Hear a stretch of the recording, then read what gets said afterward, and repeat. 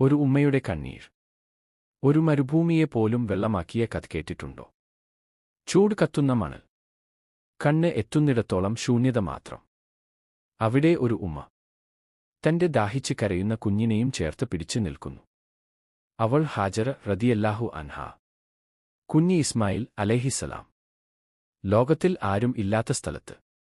പക്ഷേ അല്ലാഹു ഉണ്ടായിരുന്നു. അല്ലാഹുവിന്റെ കൽപ്പനപ്രകാരം.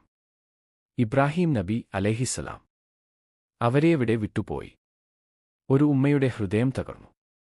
ഞങ്ങളെ ഇവിടെ ഒറ്റയ്ക്ക് വിടുകയാണോ എന്ന് അവൾ ചോദിച്ചു. പക്ഷേ അവസാനമായി ഒരു ചോദ്യം മാത്രം ചോദിച്ചു. ഇത് അല്ലാഹുവിന്റെ കൽപ്പനയാണോ? ഇബ്രാഹിം നബി അലൈഹിസ്സലാം തലകുനിച്ചു. അപ്പോൾ ഹാജറ റദിയല്ലാഹു അൻഹ പറഞ്ഞ വാക്കുകൾ ഇന്നും ലോകം ഓർക്കുന്നു. അപ്പോൾ അല്ലാഹു നമ്മളെ നശിപ്പിക്കില്ല. അതായിരുന്നു യഥാർത്ഥ തവക്കുൽ. ദിവസങ്ങൾ കടന്നു. വെള്ളം തീർന്നു. കുഞ്ഞിന്റെ കരച്ചിൽ കൂടി. ഒരു ഉമ്മയുടെ ഹൃദയം അത് സഹിച്ചില്ല. അവൾ ഓടി. സഫ മലയിൽ നിന്ന് മർവയിലേക്ക്. വീണ്ടും മർവയിൽ നിന്ന് സഫയിലേക്ക്. ഒരിക്കൽ അല്ല, 7 പ്രാവശ്യം.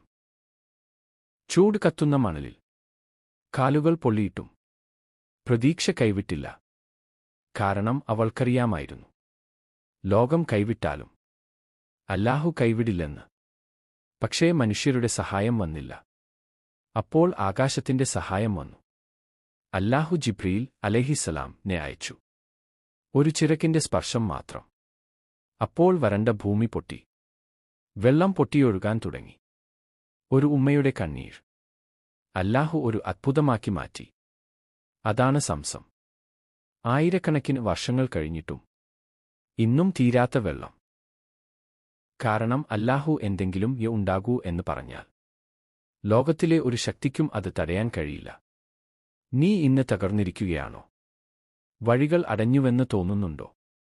അപ്പോൾ ഈ കഥ ഓർക്കൂ. അല്ലാഹുവിൻ ഒരു മരുഭൂമിയിൽ നിന്ന് വെള്ളം പുറത്തെത്തിക്കാൻ കഴിഞ്ഞെങ്കിൽ നിന്റെ ജീവിതത്തിൽ നിന്ന് ഒരു അത്ഭുതം ഉണ്ടാക്കാനും കഴിയും.